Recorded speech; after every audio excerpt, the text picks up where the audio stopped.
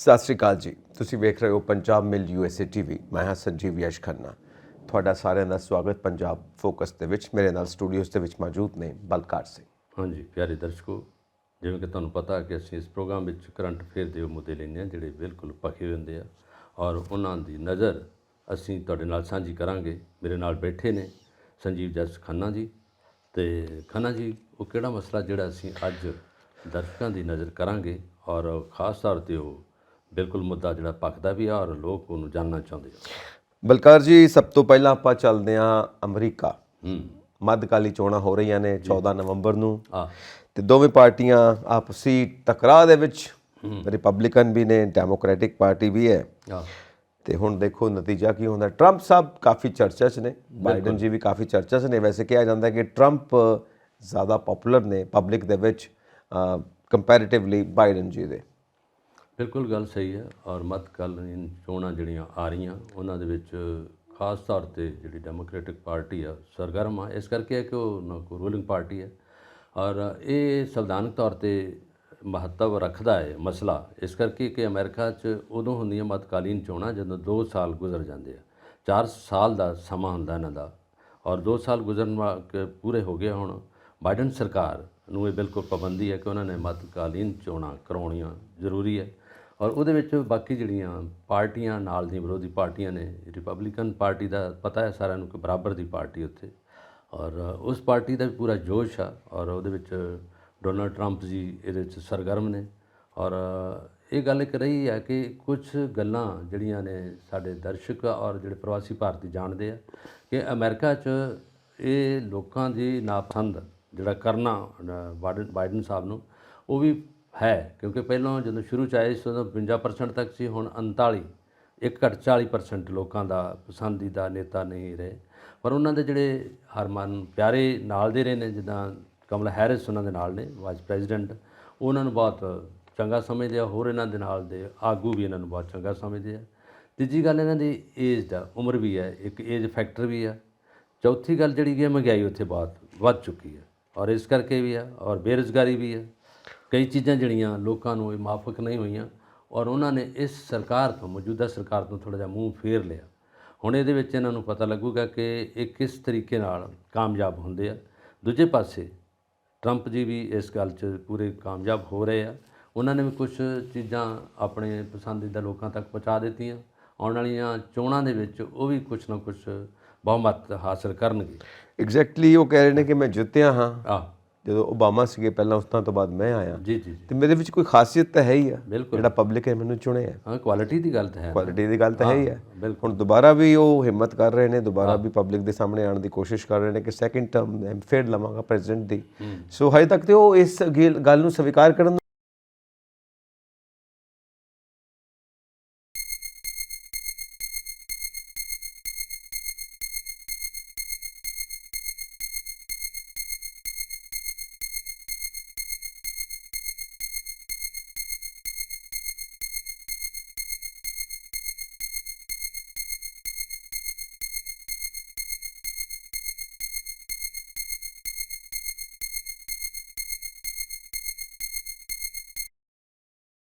Biden ਆਪਣੀ ਕੋਸ਼ਿਸ਼ 'ਚ ਲੱਗੇ ਹੋਏ ਨੇ, ਉਹ ਆਪਣੀ ਕੋਸ਼ਿਸ਼ 'ਚ ਲੱਗੇ ਹੋਏ ਨੇ।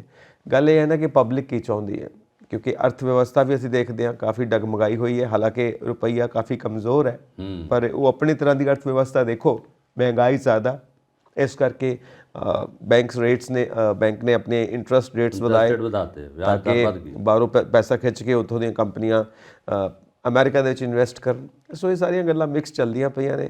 ਗੱਲ ਇਹ ਹੈ ਕਿ ਇਸ ਵਕਤ ਕੋਵਿਡ ਕਰਕੇ ਵੀ ਕਾਫੀ ਨੁਕਸਾਨ ਹੋਇਆ ਅਮਰੀਕਾ ਨੂੰ। ਸੋ ਇਹ ਸਾਰੀਆਂ ਚੀਜ਼ਾਂ ਦਾ ਅਸਰ ਮੱਧਕਾਲੀਨ ਚੋਣਾਂ ਦਾ ਪੈਣਾ ਹੀ ਪੈਣਾ ਹੈ।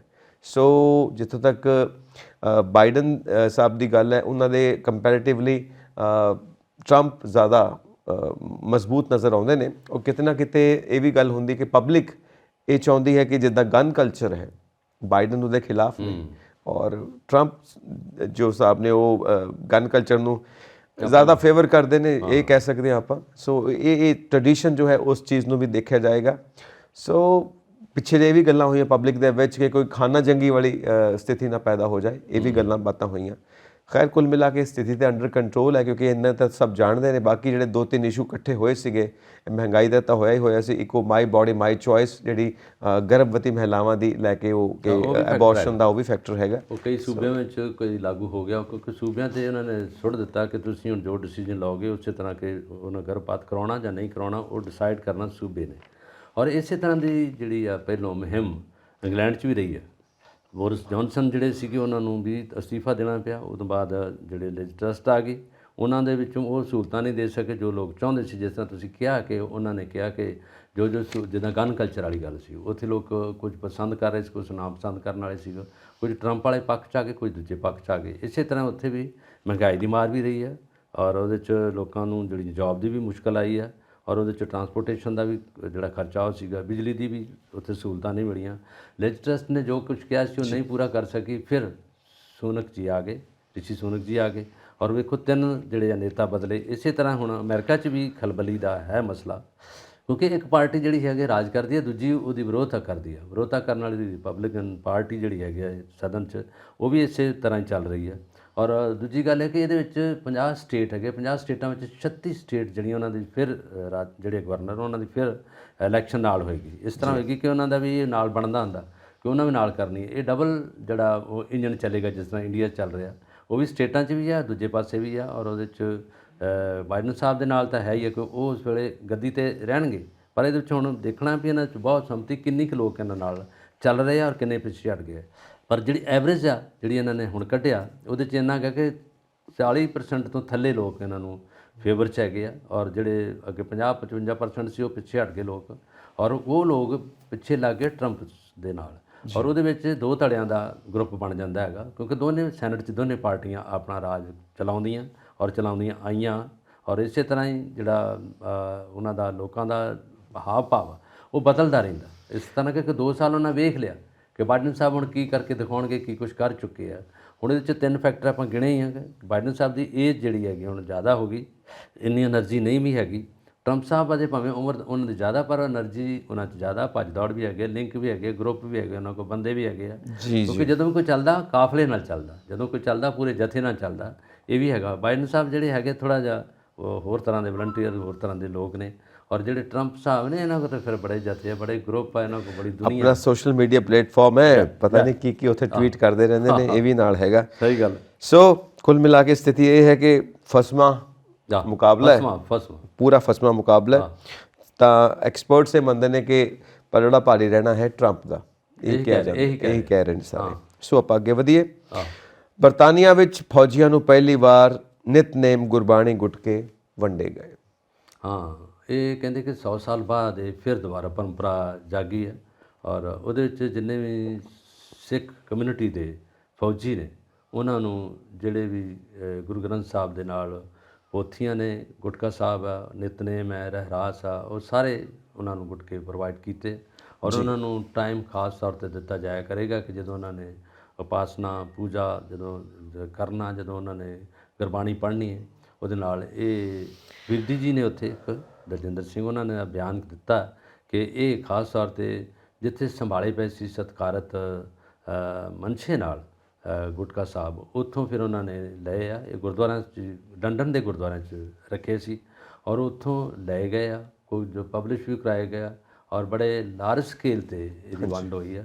ਔਰ ਉਹਨਾਂ ਨੇ ਇਹ ਕਿਹਾ ਕਿ ਜਦੋਂ ਵਾਰੀਅਰ ਦੇ ਤੌਰ 'ਤੇ ਜਾਂ ਜਦੋਂ ਫੌਜੀ ਆਪਣੇ ਬਾਕਾਇਦਗੀ ਨਾਲ ਅਨੁਸ਼ਾਸਨ ਦੇ ਨਾਲ ਲੜਦਾ ਔਰ ਆਪਣੇ ਮਨ ਅੰਦਰ ਇੱਕ ਲੜਾਕੂ ਦੀ ਭਾਵਨਾ ਰੱਖਦਾ, ਉੱਥੇ ਇਸ਼ਟ ਦੀ ਪੂਜਾ, ਉੱਥੇ ਸਤਿਕਾਰ, ਉੱਥੇ ਥੋੜ੍ਹਾ ਸ਼ਾਂਤੀ ਮਨ ਦੀ ਬਹੁਤ ਚਾਹੀਦੀ ਹੈ।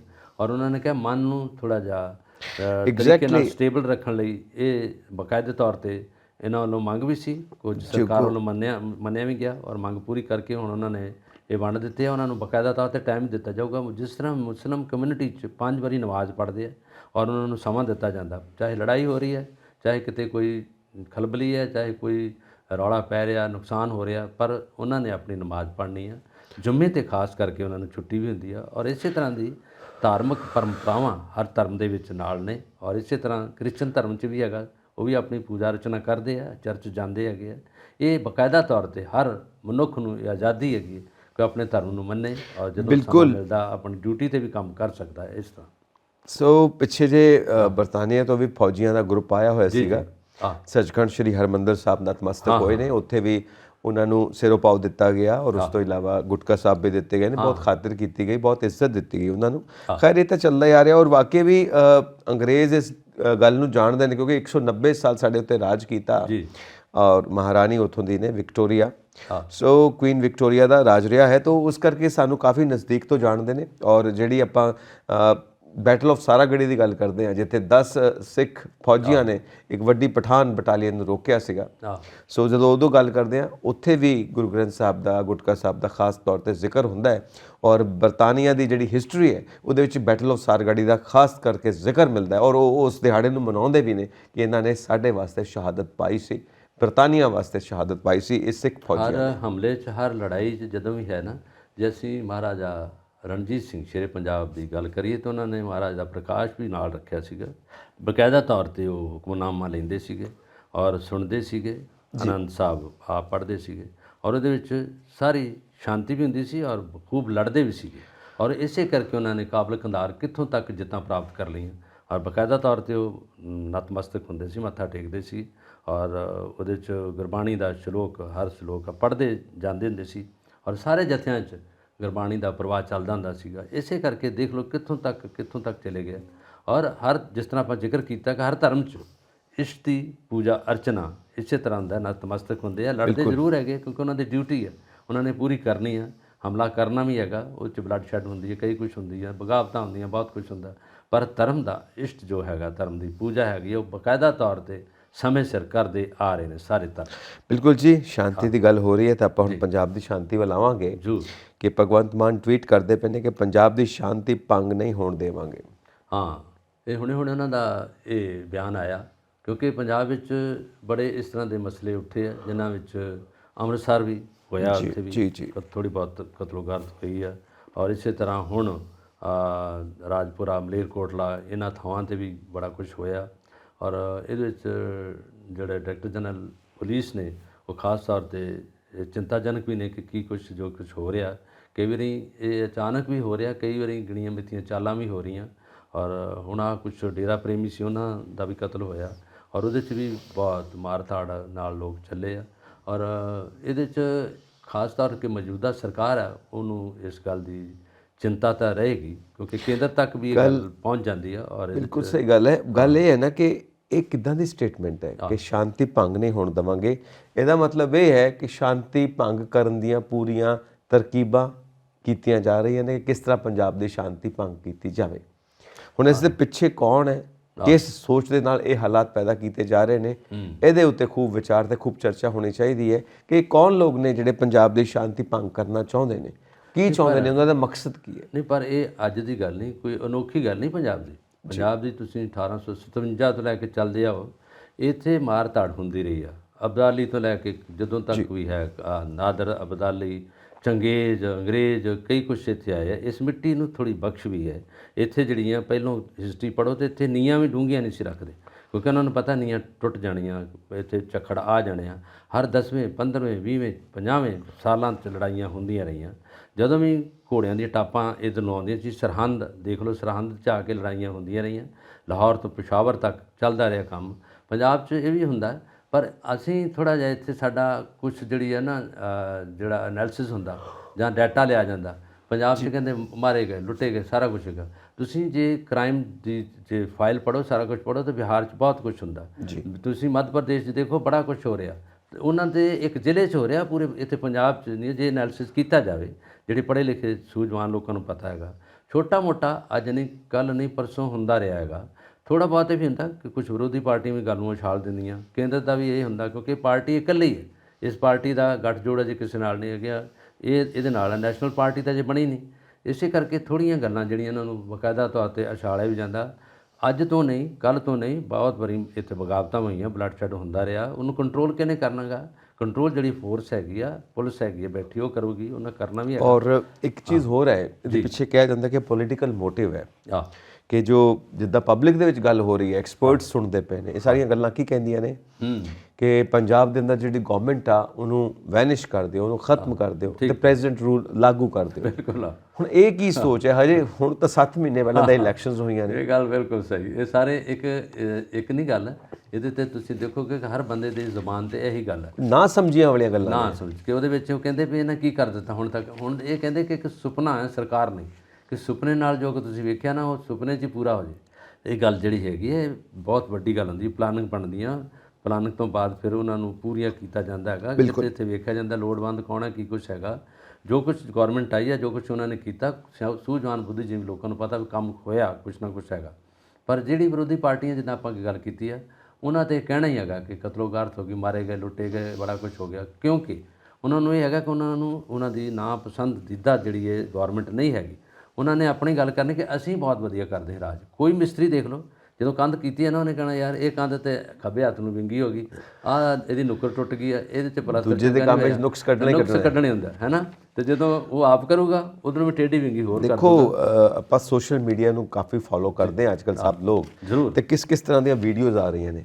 ਮਤਲਬ ਇਹ ਕੀ ਹੈਗਾ, ਇਹ ਕੌਣ ਲੋਕ ਨੇ? ਮਤਲਬ ਗੱਲ ਕਰਨਗੇ, ਸਟੇਟਮੈਂਟਸ ਦੇਣਗੇ, ਹਿੰਦੂ ਸਿੱਖ ਹਿੰਦੂ ਸਿੱਖ ਹਿੰਦੂ ਸਿੱਖ ਹਿੰਦੂ ਸਿੱਖ। ਇਹ ਕੀ ਕੰਮ ਫੜ ਲਿਆ ਤੁਸੀਂ ਲੋਕਾਂ ਨੇ? ਧਰਮ ਨਾ ਮਰਵਾਉਣ ਲਈ, ਲੜਾਉਣ ਲਈ। ਇਹ ਤਾਂ ਹੈ ਵੀ 1984 ਕੁਝ ਵੀ ਨਹੀਂ ਹੈਗਾ, ਸਭ ਸ਼ਾਂਤ ਨੇ, ਆਰਾਮ ਨਾਲ ਕੰਮ ਕਰਦੇ ਪਏ ਨੇ।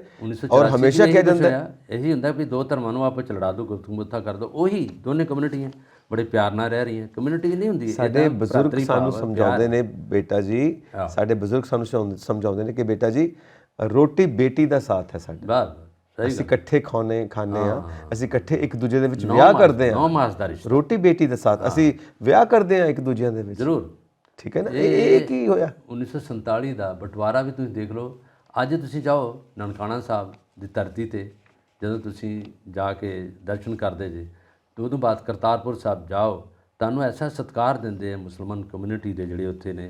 ਤੁਹਾਨੂੰ ਢਾਬਿਆਂ 'ਚ ਉਹ ਬਿੱਲ ਨਹੀਂ ਲੈਣਗੇ, ਤੁਹਾਡੇ ਕੋਲ ਗੱਡੀਆਂ ਦੇ ਪੈਸੇ ਨਹੀਂ ਲੈਣਗੇ। ਜਿੱਧਰ ਜਾਓਗੇ ਉੱਧਰ ਤੁਹਾਡਾ ਪਿਆਰ ਸਤਿਕਾਰ ਕਰਨਗੇ।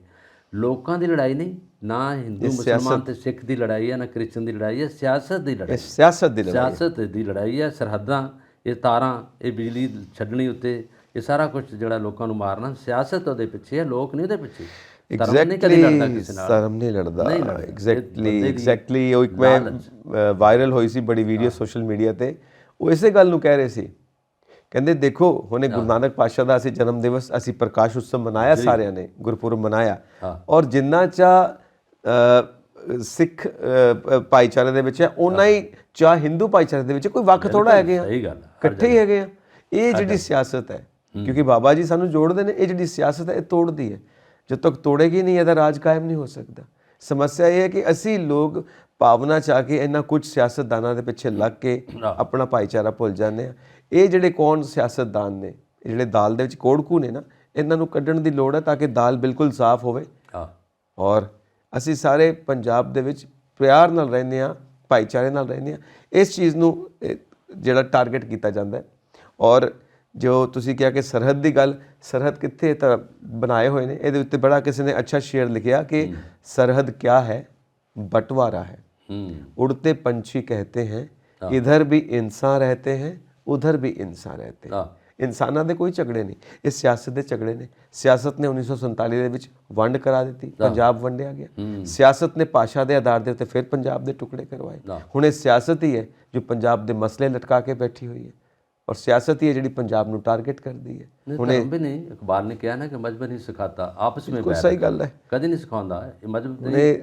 ਧਰਮ 'ਚ ਨਹੀਂ ਕੋਈ ਹੁੰਦੀ ਆਪਣੇ ਆਪ ਵਿੱਚ। ਦੇ ਇਸ ਸਟੇਟਮੈਂਟ ਦੀ ਗਹਿਰਾਈ, ਇਸ ਟਵੀਟ ਦੀ ਗਹਿਰਾਈ ਦੇਖੋ।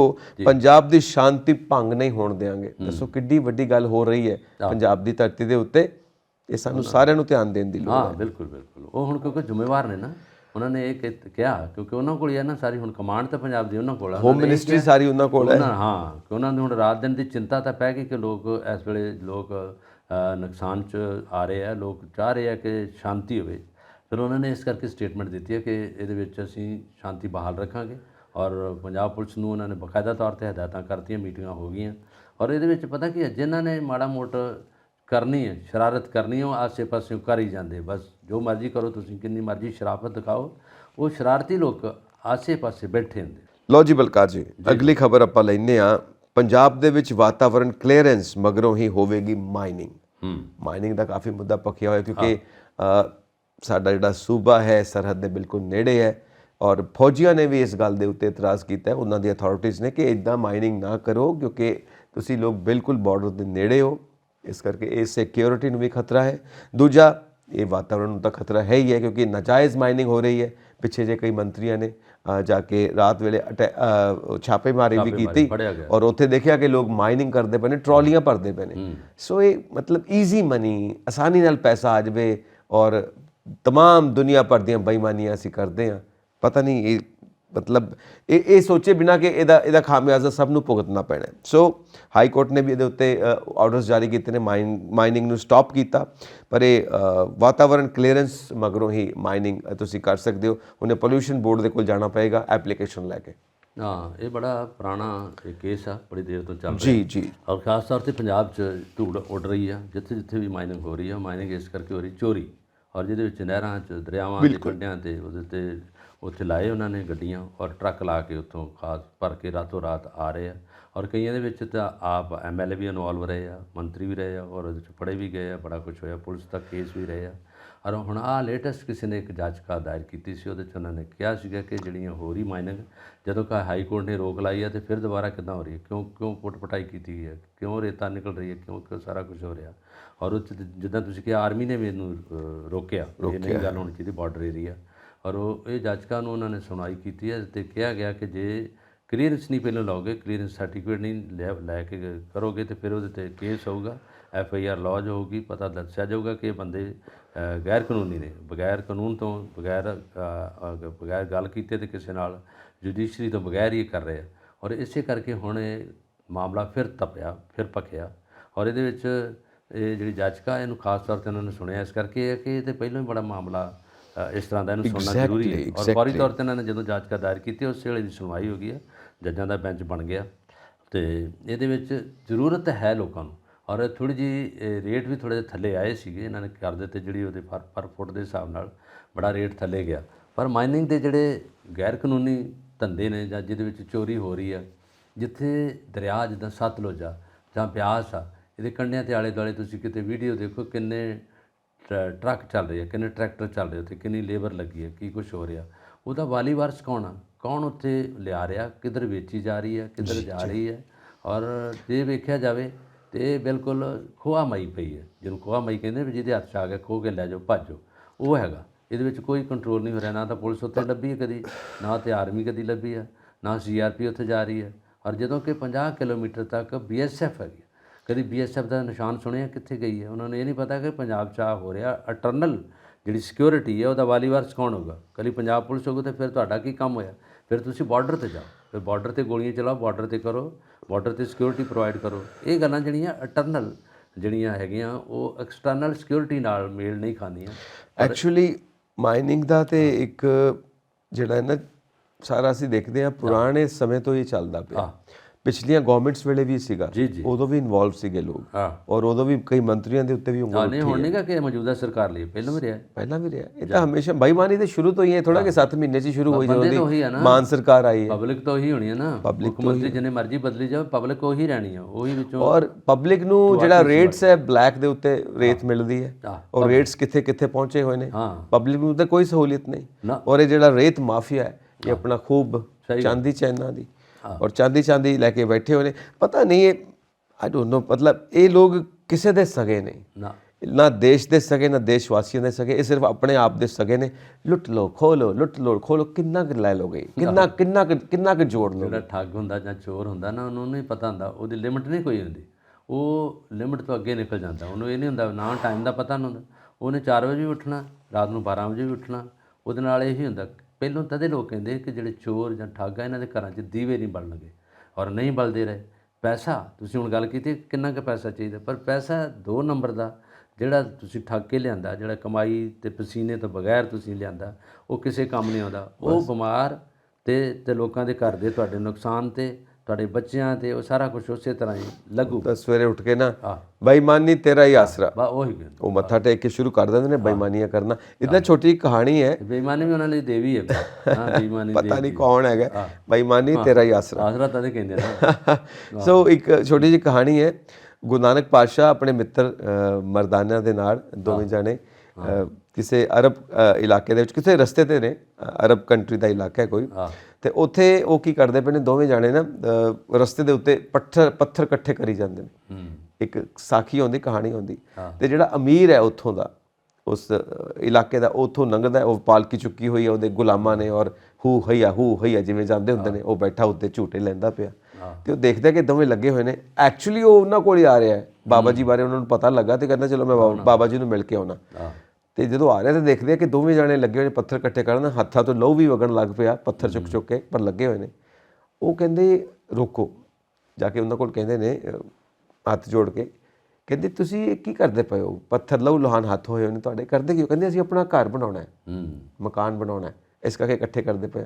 ਕਹਿੰਦੇ ਕਿ ਸਾਨੂੰ ਹੁਕਮ ਕਰਨਾ ਸੀ, ਅਸੀਂ ਆਪਣੇ ਇਕੱਠੇ ਕਰਾ ਕੇ ਮਕਾਨ ਬਣਾ ਦਿੰਦੇ। ਕਹਿੰਦੇ ਨਹੀਂ, ਉਹ ਤੁਹਾਡੇ ਵਾਸ ਦਾ ਕੰਮ ਨਹੀਂ ਹੈਗਾ। ਕਹਿੰਦੇ ਫਿਰ ਇਹ ਅਸੀਂ ਅਗਲੇ ਜਹਾਂ 'ਚ ਬਣਾਉਣਾ, ਉਹ ਸਵਰਗ ਦੇ ਕੋਲ ਜਾ ਕੇ ਬਣਾਉਣਾ, ਉੱਥੇ ਬਣਾਵਾਂਗੇ। ਉਹ ਕਹਿੰਦੇ ਭਲੇ ਉਹ ਲੋਕੋ, ਉੱਥੇ ਕੋਈ ਲੈ ਕੇ ਜਾ ਸਕਦਾ ਹੈ ਇੱਟਾਂ ਵੱਟੇ ਜਿਹੜੇ ਤੁਸੀਂ ਇਕੱਠੇ ਕਰਦੇ ਪਏ ਹੋ? ਉੱਥੇ ਕੌਣ ਪੱਥਰ ਲੈ ਕੇ ਜਾਏਗਾ ਜਿਹੜਾ ਉੱਥੇ ਬਣਾਉਣਾ ਤੁਸੀਂ? ਇਹ ਤਾਂ ਤੁਸੀਂ ਫਜ਼ੂਲ ਦੇ ਕੰਮ ਕਰਦੇ ਪਏ ਹੋ। ਤੇ ਕਹਿੰਦੇ ਤੂੰ ਨਹੀਂ ਕਰਦਾ ਪਿਆ, ਜਿਹੜੀ ਇਹ ਦੌਲਤ ਇਕੱਠੀ ਕਰਨ ਲੱਗਾ ਪਿਆ, ਇਹ ਨਾਲ ਲੈ ਕੇ ਜਾਣੀ ਆ। ਇਹ ਗੁਲਾਮ ਰੱਖੇ ਹੋਏ ਨੇ, ਇਨਸਾਨ ਹੋ ਕੇ ਇਨਸਾਨਾਂ ਨੂੰ ਗੁਲਾਮ ਬਣਾਇਆ, ਉਹਨਾਂ ਦੇ ਮੋਢੇ 'ਤੇ ਚੜ੍ਹਿਆ ਫਿਰਦਾ, ਇਹ ਨਾਲ ਲੈ ਕੇ ਜਾਣਾ ਹੀ, ਸਾਨੂੰ ਤਾਂ ਤੂੰ ਕਹਿ ਦਿੱਤਾ। ਤੇ ਆਪ ਉੱਥੋਂ ਨੂੰ ਅਕਲ ਆਈ। ਬਿਲਕੁਲ ਇਹੀ ਬੜੀਆਂ ਇੱਦਾਂ ਦੀਆਂ ਸਾਖੀਆਂ ਹੈਗੀਆਂ। ਇੱਕ ਬੜੀ ਬਰੀਫਲੀ ਗੱਲ ਹੈਗੀ ਹੈ, ਕਾਰੂ ਬਾਦਸ਼ਾਹ ਸੀਗਾ, ਉਹਦੇ ਕੋਲ 40 ਗੰਜ ਸੀ ਉਸ ਟਾਈਮ 'ਤੇ, ਪੈਸੇ ਬਹੁਤ ਜ਼ਿਆਦਾ ਸੀ, ਇੰਨੇ ਜੋੜੇ ਸੀ ਉਹਨਾਂ ਨੇ। ਜਦੋਂ ਉਹਨਾਂ ਨੇ ਦਰਸ਼ਨ ਕਰਨ ਲਈ ਆਏ ਗੁਰੂ ਨਾਨਕ ਦੇਵ ਜੀ ਦੇ, ਇਹਨਾਂ ਨੂੰ ਮੱਥਾ ਟੇਕਿਆ ਕੀਤਾ, ਤੇ ਉਹ ਕਹਿੰਦੇ ਕਿ ਤੁਸੀਂ ਕਦੋਂ ਜਾਣਾ ਹੁਣ ਵਾਪਸ? ਉਹ ਕਹਿੰਦੇ ਜੀ ਮੈਂ ਤਾਂ ਬਸ ਤੁਹਾਨੂੰ ਤੁਹਾਡੇ ਦਰਸ਼ਨ ਕਰਕੇ ਚੱਲ ਜਾਣਾ। ਆਂਦੇ ਨਹੀਂ, ਵੈਸੇ ਇਸ ਦੁਨੀਆ ਤੋਂ ਹੀ ਜਾਣ ਵਾਲੇ ਆ, ਉਹ ਇੰਨੀ ਉਮਰ ਹੋਈ ਤੁਹਾਡੀ। ਕਹਿੰਦਾ ਮੈਂ ਅਜੇ ਨਹੀਂ ਜਾਊਂਗਾ, ਪਰ ਜਾਊਂਗਾ ਜ਼ਰੂਰ, ਇਸ ਦੂਜੇ ਜਹਾਨ 'ਚ ਜਾਊਂਗਾ। ਗੁਰੂ ਨਾਨਕ ਦੇਵ ਜੀ ਨੇ ਜਵਾਬ ਦਿੱਤਾ, ਤੇ ਗੁਰੂ ਨਾਨਕ ਦੇਵ ਜੀ ਨੇ ਉਹਨੂੰ ਸੂਈ ਦੇ ਦਿੱਤੀ। ਕਹਿੰਦੇ ਆ ਸੂਈ ਲੈ ਲਈ, ਤੇ ਇਹ ਜਦੋਂ ਇਹ ਨਾਲ ਲੈ ਜੀ, ਤੇ ਮੈਂ ਵੀ ਉੱਥੇ ਹੋਊਂਗਾ, ਫਿਰ ਆਪਾਂ ਨੂੰ ਮੈਨੂੰ ਮੋੜ ਦਿਓ ਵਾਪਸ, ਇਹ ਲੈ ਜਾਓ ਜੇ ਤੁਸੀਂ ਪਹਿਲੋਂ ਜਾਣਾ। ਤੇ ਉਹ ਕਹਿੰਦਾ ਕੋਈ ਗੱਲ ਨਹੀਂ। ਜਦੋਂ ਗਏ ਤੇ ਦੂਰ ਗਿਆ ਨਾ, ਜਦੋਂ ਉਹਨੂੰ ਚੇਤਾ ਆਇਆ, ਕਹਿੰਦਾ ਯਾਰ ਇਹ ਸੂਈ ਤੇ ਮੈਂ ਗੁਰੂ ਨਾਨਕ ਦੇਵ ਜੀ ਨੂੰ ਫਿਰ ਮੈਂ ਉੱਥੇ ਕਿੱਦਾਂ ਮੋੜੂੰਗਾ, ਤੇ ਮੈਂ ਕਿੱਦਾਂ ਲੱਭੂੰਗਾ ਇਹਨਾਂ ਨੂੰ? ਉਸ ਦੋ ਜਹਾਨ ਦੇ ਵਾਲੀ ਨਾਲ ਮੈਂ ਗੱਲ ਤਾਂ ਕਰ ਲਈ, ਉਹਨੂੰ ਮੈਂ ਕੀ ਕਹਾਂ? ਕਹਿੰਦੇ ਮੇਰੇ ਕੋਲ ਗਲਤੀ ਹੋ ਗਈ, ਮੈਂ ਹੁਣ ਵਾਪਸ ਕਰਦਾ ਉਹਨਾਂ ਨੂੰ। ਉਹ ਕਹਿ ਜਾਂਦਾ ਜੀ ਦੋ ਜਹਾਨ ਦੇ ਵਾਲੀ ਜੀ ਮੈਨੂੰ ਮਾफ़ ਕਰ ਦਿਓ, ਇਹ ਲੈ ਲਓ ਸੂਈ, ਇਹ ਤਾਂ ਮੇਰੇ ਕੋਲ ਜਾਣੀ ਨਹੀਂ। ਕਹਿੰਦੇ ਕਿਉਂ ਨਹੀਂ ਜਾਣੀ? ਤੇ ਮੈਂ ਕਿੱਦਾਂ ਲੈ ਕੇ ਜਾਊਂਗਾ, ਇਹ ਤਾਂ ਬੜਾ ਔਖਾ ਕੰਮ ਹੈ, ਕਿੱਦਾਂ ਲੈ ਕੇ ਜਾਊਂਗਾ, ਮੈਂ ਤਾਂ ਉੱਦਾਂ ਜਾਣਾ। ਕਹਿੰਦਾ ਜੇ ਖਾਲੀ ਹੱਥ ਜਾਣਾ ਨਾ, ਤੇ 40 ਗੰਜ ਕਹਿੰਦੇ ਖਰਚਣੇ ਆ, ਕਿੱਥੇ ਜਾਣੇ? ਕਹਿੰਦੇ ਇਹ ਇੱਥੇ ਮੇਰੇ ਆ। ਕਹਿੰਦੇ ਫਿਰ ਜੇ ਸੂਈ ਨਹੀਂ ਤੇਰੇ ਕੋਲ ਜਾਣੀ, ਤੇ 40 ਗੰਜ ਕਿੱਥੇ ਰੱਖੇਗਾ? ਉਹ ਫਿਰ ਉਹਨੂੰ ਲੋਅ ਹੋ ਗਈ, ਪਤਾ ਲੱਗ ਗਿਆ, ਫਿਰ ਉਹ ਰੋਇਆ ਗਲ ਲੱਗ ਕੇ। ਉਹਨਾਂ ਨੇ ਕਿਹਾ ਕਿ ਨਹੀਂ, ਮੈਂ ਗਲਤ ਕਰ ਬੈਠਾ। ਇਹ ਹੁੰਦਾ ਕਿ ਲੋਕਾਂ ਨੂੰ ਚਾਨਣ ਕਰਨ ਦਾ ਇੱਕ ਜ਼ਰੀਆ ਹੈ, ਇੱਕ ਸੋਰਸ ਹੈ, ਇੱਕ ਸਾਧਨ ਨਾਲ ਦੱਸਣਾ ਹੁੰਦਾ, ਉਹਨਾਂ ਨੂੰ ਪਤਾ ਲੱਗਿਆ। ਇਹ ਗੱਲਾਂ ਹੈਗੀਆਂ, ਪਰ ਸਾਡੀ ਗੱਲ ਹੈ ਕਿ ਜਿਹੜੇ ਮਾਈਨਿੰਗ ਵਾਲੇ ਬੰਦੇ, ਇਹਨਾਂ ਨੂੰ ਇਹ ਨਹੀਂ ਪਤਾ ਵੀ ਜਾਣਾ ਇੱਕ ਕੌਡੀ ਵੀ ਨਹੀਂ ਨਾਲ, ਬਿਲਕੁਲ ਨਹੀਂ ਜਾਣੀ। ਔਰ ਅਸੀਂ ਇਹ ਗੱਲਾਂ ਕਿਉਂ ਕਰ ਰਹੇ ਹਾਂ? ਸਾਡੇ ਦਰਸ਼ਕ ਸੋਚ ਰਹੇ ਹੋਣਗੇ ਇਸ ਕਰਕੇ ਕਰ ਰਹੇ ਹਾਂ, ਧਾਰਮਿਕ ਹੋ ਗਏ, ਧਾਰਮਿਕ ਹੋ ਗਏ। ਇਹ ਸਿੱਧੀ ਸੋਚ ਹੋਣਾ ਜ਼ਰੂਰੀ ਹੈ, ਕਿਉਂਕਿ ਜੇ ਇਹ ਚੀਜ਼ਾਂ ਸਿੱਖ ਜਾਵੇ ਬੰਦਾ, ਤਾਂ ਇਹ ਸਾਰੇ ਮਸਲੇ ਨਹੀਂ ਰਹਿਣਗੇ। ਇੱਕ ਇਨਸਾਨ ਵਿੱਚੋਂ ਨਾ ਲਾਲਚ ਕੱਢ ਦਿਓ, ਬਸ ਉਹ ਬੰਦਾ ਸਹੀ ਹੋ ਗਿਆ।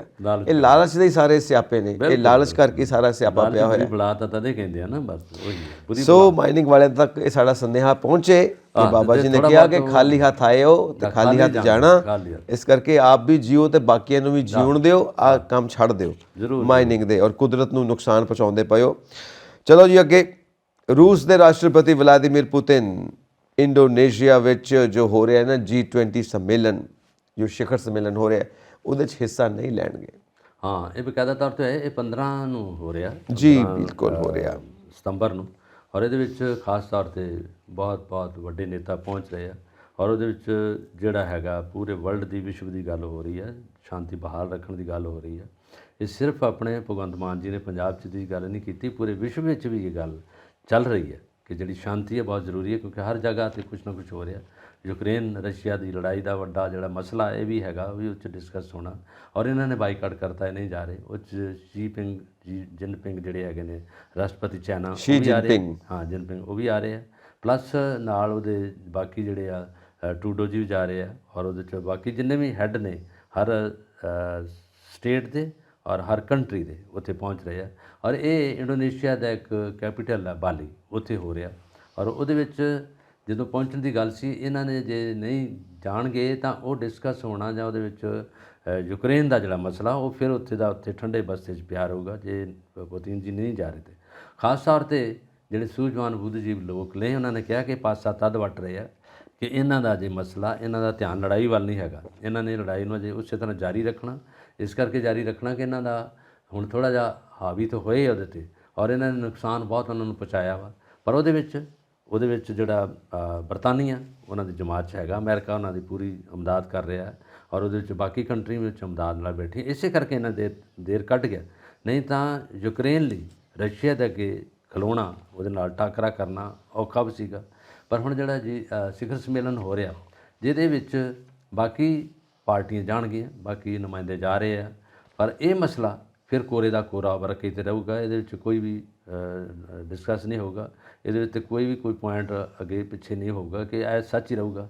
ਕਿਉਂਕਿ ਜਦੋਂ ਉਸ ਦੇਸ਼ ਦਾ ਜਿਹੜਾ ਵੱਡਾ ਨੇਤਾ ਉਹਨੇ ਨਹੀਂ ਪਹੁੰਚਣਾ ਉੱਥੇ, ਤੇ ਮਸਲੇ ਨੂੰ ਕਿਹਦੇ ਨਾਲ ਡਿਸਕਸ ਕਰਨਗੇ? ਐਗਜ਼ੈਕਟਲੀ। ਔਰ ਕਿਉਂਕਿ ਕਈ ਨਾ ਐਕਸਪਰਟ ਇਹੀ ਮੰਨਦੇ ਨੇ ਜਿਹੜਾ ਇਹ ਯੂਕਰੇਨ ਦਾ ਤੇ ਰਸ਼ੀਆ ਦਾ ਯੁੱਧ ਚੱਲਦਾ ਪਿਆ ਜੀ, ਕਿਉਂਕਿ ਅਮਰੀਕਾ ਵੀ ਇਨਵੋਲਵ ਹੈ, ਇਮਦਾਦ ਦੇ ਰਿਹਾ। ਬਿਲਕੁਲ। ਇਹ ਕਿਤੇ ਨਾ ਕਿਤੇ ਜਿਹੜੇ ਵੱਡੇ ਮੁਲਕ ਨੇ ਨਾ, ਅਮਰੀਕਾ, ਰਸ਼ੀਆ, ਹੋਰ ਵੀ ਜਿਹੜੇ ਵੱਡੇ ਪਾਵਰਫੁਲ ਮੁਲਕ ਨੇ ਜਿਹੜੇ ਵੀਟੋ ਪਾਵਰ ਰੱਖਦੇ ਨੇ ਯੂਐਨਓ ਦੇ ਵਿੱਚ, ਇਹਨਾਂ ਸਭ ਦੀ ਰਜ਼ਾਮੰਦੀ ਦੇ ਨਾਲ ਚੱਲਦਾ ਪਿਆ।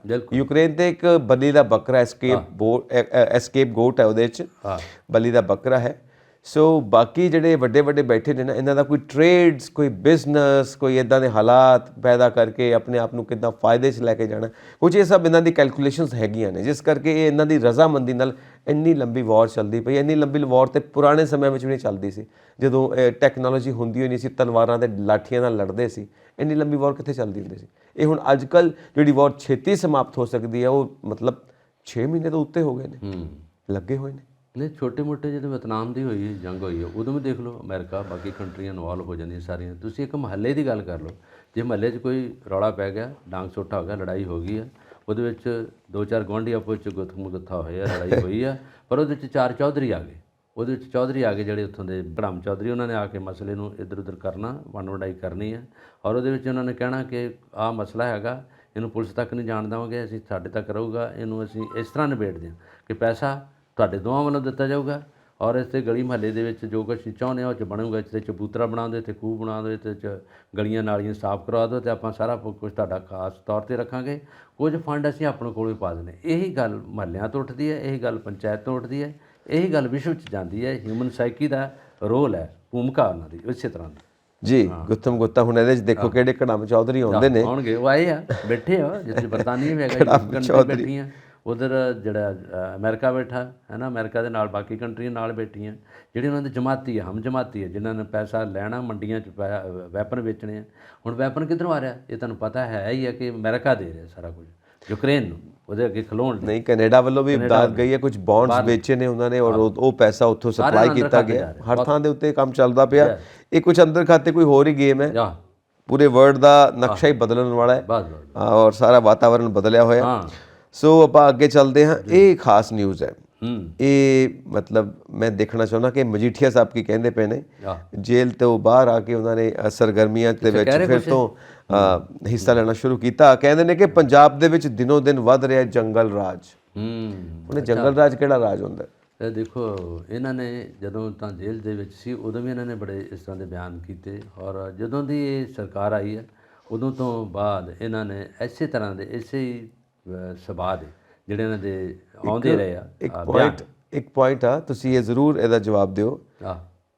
ਮਤਲਬ ਜਦੋਂ ਇਹਨਾਂ ਦੀ ਸਰਕਾਰ 10 ਸਾਲ ਰਹੀ ਹੈ, ਰਿਪੀਟ ਹੋਈ ਹੈ, ਉਦੋਂ ਸਭ ਠੀਕ ਸੀ?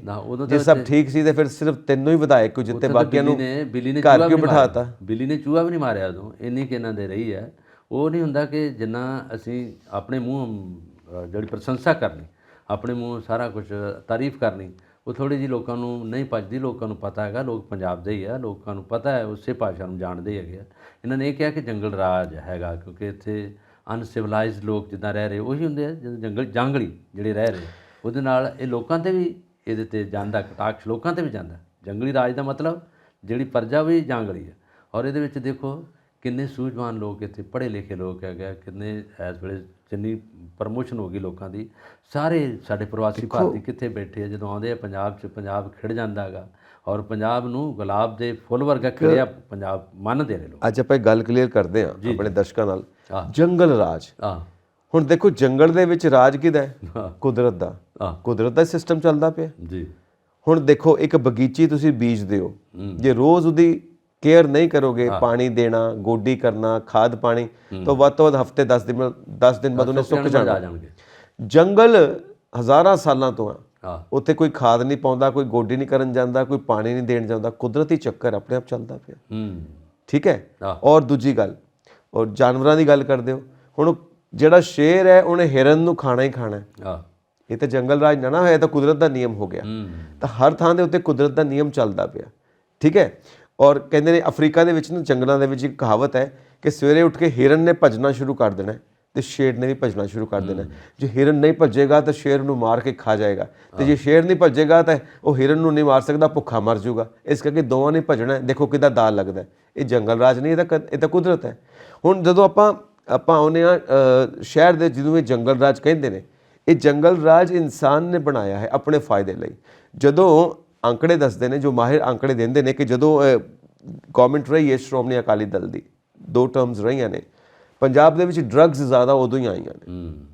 ਇਹ ਸਾਰੇ ਦੱਸਦੇ ਨੇ। ਪਹਿਲਾਂ ਤੋਂ ਹੀ ਸੀ ਸਮੱਸਿਆ, ਲੇਕਿਨ ਇਹਨਾਂ ਦੇ ਪੀਰੀਅਡ ਦੇ ਵਿੱਚ ਵਧੀ ਹੈ। ਵਿੱਚ ਕੁਝ ਐਸਾ ਪੀਰੀਅਡ ਆਇਆ ਸੀ ਜਦੋਂ ਡਰੱਗਸ ਵਧੀਆਂ ਨੇ। ਉਹਦਾ ਕੀ ਜਵਾਬ ਹੈ?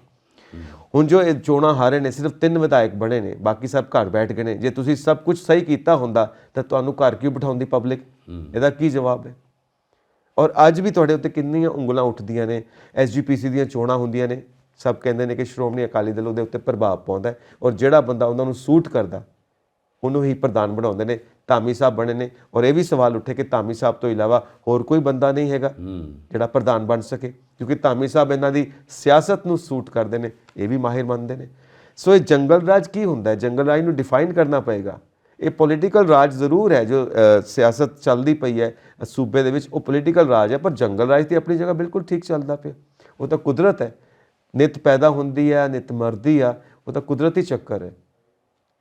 ਹਾਂ, ਇਹਨਾਂ ਲਈ ਇਹਨਾਂ ਦਾ ਜਿਹੜਾ ਕਹਿਣ ਦਾ ਮੈਣਾ ਨਾ, ਉਹ ਇਹ ਹੈਗਾ ਕਿ ਇੱਥੇ ਸਿਸਟਮ ਨਹੀਂ ਕੋਈ ਹੈਗਾ, ਸਿਸਟਮ ਤੋਂ ਬਗੈਰ ਹੀ ਚੱਲੀ ਜਾ ਰਿਹਾ। ਜੰਗਲੀ ਰਾਜ ਦਾ ਮਤਲਬ ਇਹਨਾਂ ਨੇ ਕਿਹਾ ਕਿ ਜਦੋਂ ਆਦਿਵਾਸੀ ਜੰਗਲਾਂ 'ਚ ਰਹਿੰਦੇ ਸੀ, ਪੱਤੇ ਬੂਟੇ ਫੁੱਲ ਖਾ ਕੇ ਗੁਜ਼ਾਰਾ ਕਰਦੇ ਸੀਗੇ, ਲੈਂਗੁਏਜ ਦਾ ਪਤਾ ਨਹੀਂ ਸੀ ਹੁੰਦਾ, ਔਰ ਜਦੋਂ ਕੋਈ ਬੰਦਾ ਫਿਰ ਆਦਮੀ ਸਿਵਲਾਈਜ਼ਡ ਆਦਮੀ ਬਣਿਆ, ਇਹਨਾਂ ਨੇ ਕਿਹਾ ਕਿ ਅਸੀਂ ਉਸ ਯੁੱਗ 'ਚ ਰਹਿ ਰਹੇ ਹਾਂ। ਅਜੇ ਤੱਕ ਕੋਈ ਡਿਵੈਲਪਮੈਂਟ ਨਹੀਂ, ਕੋਈ ਐਸੇ ਸਿਸਟਮ ਨਹੀਂ ਬਣਿਆ, ਕਿਸੇ ਪਾਸੇ ਕਿਸੇ ਨੂੰ ਸੂਝ ਨਹੀਂ, ਬੂਝ ਨਹੀਂ, ਕੁਛ ਨਹੀਂ ਹੈਗਾ।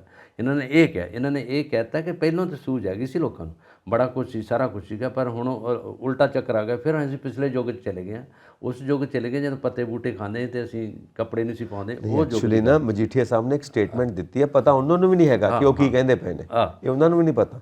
ਜੇ ਉਹਨਾਂ ਨੂੰ ਜਾ ਕੇ ਤੁਸੀਂ ਪੁੱਛੋਗੇ ਜੰਗਲ ਰਾਜ ਤੋਂ ਕੀ ਮਤਲਬ ਹੈ, ਮੇਰਾ ਖਿਆਲ ਨਹੀਂ ਉਹ ਦੱਸ ਸਕਣਗੇ ਕਿ ਜੰਗਲ ਰਾਜ ਦਾ ਕੀ ਮਤਲਬ ਹੈ। ਜੰਗਲ ਰਾਜ ਦਾ ਮਤਲਬ ਇਹੀ ਉਹਨੇ ਕਿਹਾ ਕਿ ਆਦਿਵਾਸੀ ਮਨੁੱਖ ਸੀ। ਆਦਿਵਾਸੀ ਦੇਖੋ, ਇੱਕ ਤਾਂ ਹੈ ਨਾ ਕਿ ਕੁਦਰਤੀ ਰਾਜ ਹੈ, ਗੱਲ ਇਹ ਹੈਗੀ ਆ ਕਿ ਇਹਨਾਂ ਨੇ ਇਹ ਕਿਹਾ ਕਿ ਪੰਜਾਬ ਦੇ ਵਿੱਚ ਲਾਅ ਐਂਡ ਆਰਡਰ ਨਹੀਂ ਹੈ, ਗੱਲ ਇੰਨੀ ਕਹਿਣਾ ਚਾਹੁੰਦੇ ਨੇ।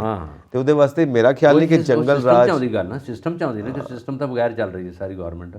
ਬੇਸਿਕਲੀ ਪਤਾ ਕੀ ਹੁੰਦਾ, ਇਹ ਸਾਰੇ ਲੋਕਾਂ ਨੂੰ ਪਤਾ ਹੈ, ਮੀਡੀਆ ਨੂੰ ਵੀ ਪਤਾ ਹੈਗਾ, ਜਦੋਂ ਉਹਨਾਂ ਕੋਲ ਤਖਤ ਤੋਂ ਥੱਲੇ ਆ ਜਾਂਦੇ ਆ, ਜਦੋਂ ਉਹਨਾਂ ਕੋਲ ਨਹੀਂ ਰਹਿੰਦਾ। ਜਦੋਂ ਤੁਸੀਂ ਜ਼ਿਕਰ ਕੀਤਾ ਕਿ 3 ਇਸ ਵੇਲੇ ਉਹਨਾਂ ਕੋਲ ਉਮੀਦਵਾਰ ਜਿੱਤੇ ਆ, ਔਰ ਉਦੋਂ ਬਾਅਦ ਵੱਡਾ ਖੁਰਾ ਲੱਗ ਗਿਆ ਇਹਨਾਂ ਦੇ ਵਿੱਚ, ਆਪ ਦਫਾੜ ਬਣ ਗਿਆ, ਬਗਾਵਤ ਹੋ ਗਈ ਅਕਾਲੀ ਦਲ ਤੇ ਸ਼੍ਰੋਮਣੀ ਕਮੇਟੀ 'ਚ ਵੀ ਹੋ ਗਿਆ, ਉਹਦੇ ਵਿੱਚ 2 ਧੜੇ ਬਣ ਗਏ, ਔਰ ਬੀਬੀ ਜਗੀਰ ਕੌਰ ਦਾ ਦੂਜਾ ਧੜਾ ਆ ਗਿਆ। ਉਹਦੇ 'ਚ ਇਹਨਾਂ ਨੇ ਜਿਹੜੀਆਂ ਵੋਟਾਂ ਲੈ ਕੇ ਰੌਲਾ ਪਾ ਕੇ ਥੋੜ੍ਹਾ ਬਹੁਤ ਧਾਮੀ ਸਾਹਿਬ ਨੂੰ ਜਿਤਾ ਦਿੱਤਾ, ਔਰ ਉਹਦੇ ਵਿੱਚ ਇਹਨਾਂ ਦੇ ਆਪਸੀ ਤੇ ਗੜਬੜ ਜੀ ਪੂਰੀ ਨਜਿੱਠੀ ਨਹੀਂ ਗਈ। ਇਹੀ ਹਾਲ ਕਾਂਗਰਸ ਦਾ ਹੋਇਆ, ਇਹੀ ਹਾਲ ਅਕਾਲੀ ਦਲ ਦਾ ਹੋਇਆ। ਅਕਾਲੀ ਦਲ ਨੂੰ ਹੀ, ਪਾਰਟੀ ਨੂੰ ਖੋਰਾ ਲੱਗਿਆ ਪਿਆ ਇਸ ਵੇਲੇ, ਉਹੀ ਗੱਲ ਹੋ ਗਈ। ਇਸ ਕਰਕੇ ਲੱਗਿਆ ਕਿ ਇਹਨਾਂ ਨੂੰ ਪਤਾ ਲੱਗ ਗਿਆ ਕਿ ਲੋਕ ਹੁਣ ਸਾਡੀ ਸਹਿਮਤੀ ਤੋਂ ਬਾਹਰ ਹੋ ਗਿਆ। ਜਦੋਂ 92 ਸੀਟਾਂ ਲੈ ਕੇ ਇਹ ਪਾਰਟੀ ਜਿੱਤ ਕੇ ਸਾਹਮਣੇ ਬਹਿ ਗਈ, ਹੁਣ ਇਹਨਾਂ ਕੋਲ ਜੇ ਸਮਝ ਲਓ ਕੋਈ ਗਲਤੀਆਂ ਹੋ ਰਹੀਆਂ, ਕੁਝ ਠੀਕ ਨਹੀਂ ਹੋ ਰਿਹਾ, ਸਾਰੇ ਲੋਕਾਂ ਨੂੰ ਸਮਝਾਉਣਾ ਔਖਾ ਵੀ ਹੁੰਦਾ। ਹੁਣ ਇਹਦੇ 'ਚ ਜੇ ਕਿਤੇ ਕੋਈ ਬੰਦੇ ਨੂੰ ਮਾਰ ਦਿੱਤਾ ਗਿਆ ਜਾਂ ਕੁਝ ਰੰਜਿਸ਼ ਹੋ ਗਈ ਜਾਂ ਕੁਝ ਧਮਕੀਆਂ ਮਿਲ ਗਈਆਂ, ਹੈ ਨਾ, ਜਿਸ ਤਰ੍ਹਾਂ ਇਹਨਾਂ ਨੇ ਉਹੀ ਗੱਲ ਕੀਤੀ ਹੈ ਸਿੱਧੂ ਮੂਸੇਵਾਲੇ ਦੇ ਕਤਲ ਤੋਂ ਬਾਅਦ ਦੀਆਂ ਗੱਲਾਂ ਕੀਤੀਆਂ, ਕਿ ਉਦੋਂ ਤੱਕ ਹੁਣ ਤੱਕ ਕਿੰਨਾ ਕੁਝ ਹੋਇਆ, ਤਾਂ ਬਹੁਤ ਗਲਤ ਹੈ। ਇਹ ਗੱਲ ਮੰਨਣ ਵਾਲੀ ਹੈ। ਗੱਲ ਇੰਨੀ ਹੈ ਬਲਕਾਰ ਜੀ ਕਿ ਜਿਹੜਾ ਜੰਗਲ ਰਾਜ ਹੁੰਦਾ ਨਾ, ਉਹ ਸਾਡੇ ਉੱਤੇ ਇਹ ਸ਼ਬਦ ਤੁਕਦਾ ਹੀ ਨਹੀਂ। ਜੰਗਲ ਰਾਜ ਆਪਣੀ ਜਗ੍ਹਾ ਹੈ। ਇਹ ਆਪਾਂ ਕਹਿ ਸਕਦੇ ਹਾਂ ਕਿ ਲਾਅ ਐਂਡ ਆਰਡਰ ਨਹੀਂ ਹੈ। ਜਿਵੇਂ ਅੱਜ ਕੱਲ੍ਹ ਇੱਕ ਨਾ ਬੜਾ ਫੇਵਰੇਟ ਕੁਐਸਚਨ ਹੈ ਸਭ ਦਾ, ਭਾਰਤ ਦੀ ਜਿਹੜੀ ਸੰਸਕ੍ਰਿਤੀ ਹੈ ਖਰਾਬ ਹੁੰਦੀ ਪਈ ਹੈ ਕਿਉਂਕਿ ਅਸੀਂ ਵੈਸਟਰਨ ਕਲਚਰ ਵੱਲ ਜਾ ਰਹੇ ਹਾਂ, ਅਸੀਂ ਪਾਸ਼ਚਾਤਯ ਸੱਭਿਅਤਾ ਵੱਲ ਜਾ ਰਹੇ ਹਾਂ ਜੀ, ਅਸੀਂ ਵਿਦੇਸ਼ਾਂ ਦੀ ਨਕਲ ਕਰ ਰਹੇ ਹਾਂ। ਇੱਕ ਆਮ ਗੱਲ ਹੈ, ਉਹਨਾਂ ਨੂੰ ਪੁੱਛੋ ਤੁਸੀਂ ਵਿਦੇਸ਼ੀ ਕਲਚਰ ਨੂੰ ਜਾਣਦੇ ਹੋ? ਕਦੀ ਵਿਦੇਸ਼ੀ ਰਾਈਟਰਸ ਨੂੰ ਪੜ੍ਹਿਆ?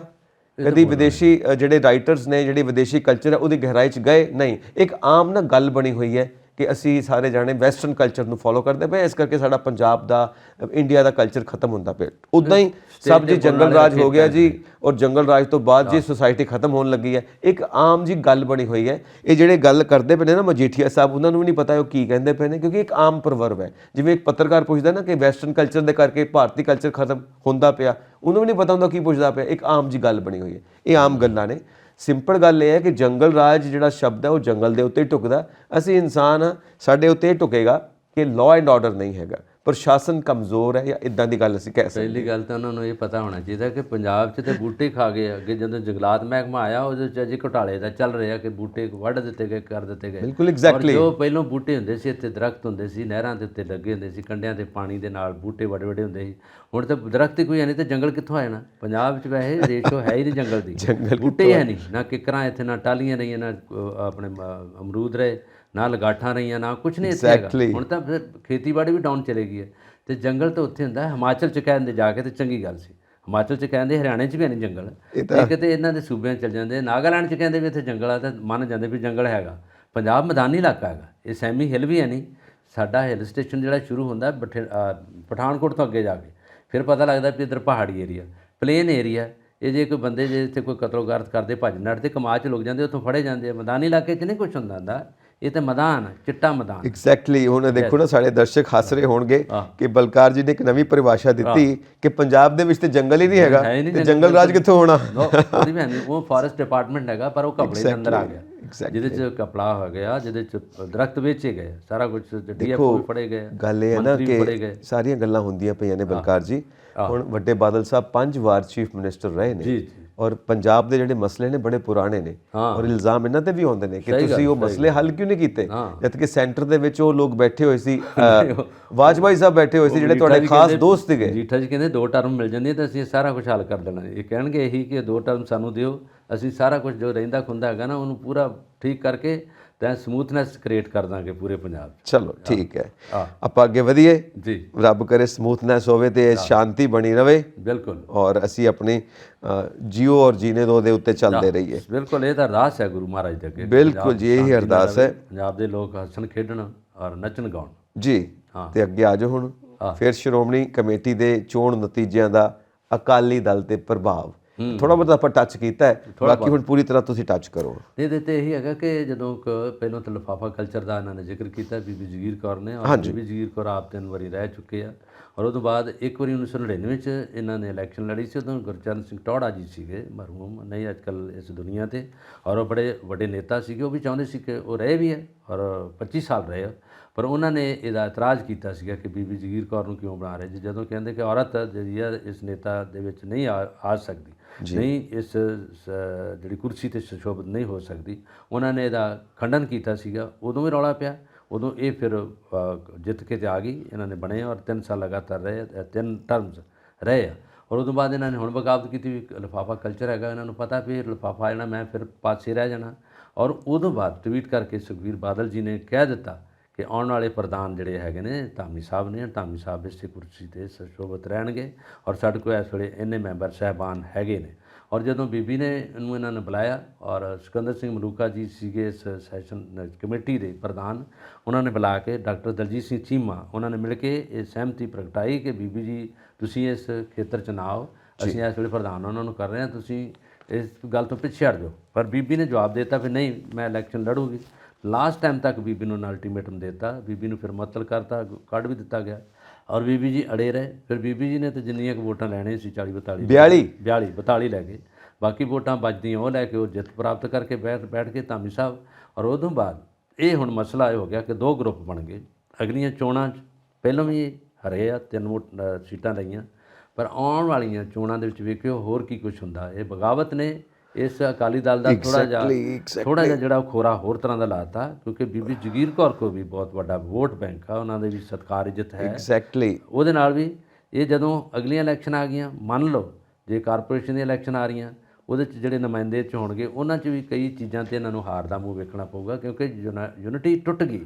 ਇਹ 'ਚ ਏਕਤਾ ਨੂੰ ਜਿਹੜਾ ਥੋੜ੍ਹਾ ਜਿਹਾ ਦੂਰ ਚਲ ਗਿਆ। ਔਰ ਜੋ ਅਕਾਲੀ ਦਲ 'ਚ ਏਕਤਾ ਸੀ ਹੁਣ ਉਹ ਨਹੀਂ ਰਹੀ, ਕਿਉਂਕਿ ਵੱਡੇ ਬਾਦਲ ਸਾਹਿਬ ਮਨਾ ਲੈਂਦੇ ਸੀ ਸਾਰਿਆਂ ਨੂੰ, ਉਹ ਪਿਆਰ ਮੁਹੱਬਤ ਨਾਲ ਵੀ ਕਰ ਲੈਂਦੇ ਸੀ। ਹੁਣ ਉਹ ਕਮਜ਼ੋਰ ਹੋ ਗਏ, ਸਿਹਤ ਵੀ ਥੋੜ੍ਹੀ ਜਿਹੀ ਉਹਨਾਂ ਦੀ ਨਹੀਂ ਇੰਨੀ ਕਰਦੀ, ਪਰ ਇਹ ਲੱਗਦਾ ਜਦੋਂ ਤੱਕ ਉਹ ਥੋੜਾ ਕਮਜ਼ੋਰ ਹੋ ਰਿਹਾ ਉਦੋਂ ਤੱਕ ਪਾਰਟੀ ਵੀ ਕਮਜ਼ੋਰ ਹੋ ਰਹੀ ਹੈ। ਇਹ ਪਾਰਟੀ ਬਹੁਤ ਵੱਡੀ ਪਾਰਟੀ ਰਹੀ ਹੈ, ਪੰਜਾਬ ਦੀ ਨਹੀਂ ਹਿੰਦੁਸਤਾਨ ਦੀ ਰਹੀ ਪਾਰਟੀ। ਇੱਕ ਇਹ ਵੀ ਗੱਲ ਰਹੀ ਕਿ ਜਿਹੜੇ ਉਹ 42 ਜਾਣੇ ਨੇ ਉਹ ਕੌਣ ਨੇ ਜਿਹੜੇ ਪਾਰਟੀ ਦੇ ਅੰਦਰ ਮੌਜੂਦ ਨੇ, ਜਿਹੜੇ ਬੀਬੀ ਜਾਗੀਰ ਕੌਰ ਨੂੰ ਸਪੋਰਟ ਕਰ ਰਹੇ ਨੇ, ਔਰ ਸੁਖਬੀਰ ਬਾਦਲ ਹੁਣ ਮੀਟਿੰਗ ਬੁਲਾਉਣਗੇ ਤੇ ਉਹਨਾਂ ਦੇ ਉੱਤੇ ਕੀ ਕਦਮ ਚੁੱਕਣਗੇ ਪਤਾ ਤਾਂ ਨਹੀਂ ਲੱਗੂਗਾ, ਸ਼ਾਇਦ ਹੀ ਪਤਾ ਲੱਗੇ ਕਿ ਕੌਣ ਨੇ, ਪਰ ਕਦਮ ਕੀ ਚੁੱਕਿਆ ਜਾਏਗਾ, ਕਿਉਂਕਿ ਅੰਦਰ ਖਾਤੇ ਕਿਤੇ ਨਾ ਕਿਤੇ ਸ਼ੱਕ ਦੀ ਸੂਈ ਘੁੰਮਦੀ ਹੁੰਦੀ ਕਿ ਉਹ ਹੋ ਸਕਦਾ। ਦੂਜੀ ਗੱਲ ਇਹ ਕਹੀ ਜਾਂਦੀ ਹੈ ਕਿ ਹੁਣ ਬੀਬੀ ਜਾਗੀਰ ਕੌਰ ਬਾਹਰ ਨੇ, ਕਿੱਥੇ ਜਾ ਸਕਦੇ ਨੇ, ਕਾਂਗਰਸ ਵਿੱਚ ਨਹੀਂ ਜਾ ਸਕਦੇ, ਹੋ ਸਕਦਾ ਬੀਜੇਪੀ ਲਵੇ, ਕਿਉਂਕਿ ਬੀਜੇਪੀ ਕੋਲ ਕੋਈ ਐਸਾ ਚਿਹਰਾ ਨਹੀਂ ਹੈਗਾ ਜੋ ਬੀਬੀ ਜਾਗੀਰ ਕੌਰ ਉਹਨਾਂ ਨੂੰ ਦੇ ਸਕਦੇ ਨੇ, ਉਹ ਚਿਹਰਾ ਨਹੀਂ ਹੈਗਾ। ਉਹ ਵੀ ਇੰਟਰਸਟਿਡ ਹੋਣਗੇ, ਸ਼ਾਇਦ ਭਦੌੜ ਦੀ ਸੀਟ ਕਰਕੇ ਕਹਿ ਰਹੇ ਸੀਗੇ ਕਿ ਇਹਨਾਂ ਨੂੰ ਜੇ ਲਿੱਤਾ ਜਾਵੇਗਾ ਤੇ ਅੱਗੇ ਜਾ ਕੇ ਬੈਨੀਫਿਟ ਹੋ ਸਕਦਾ ਹੈ।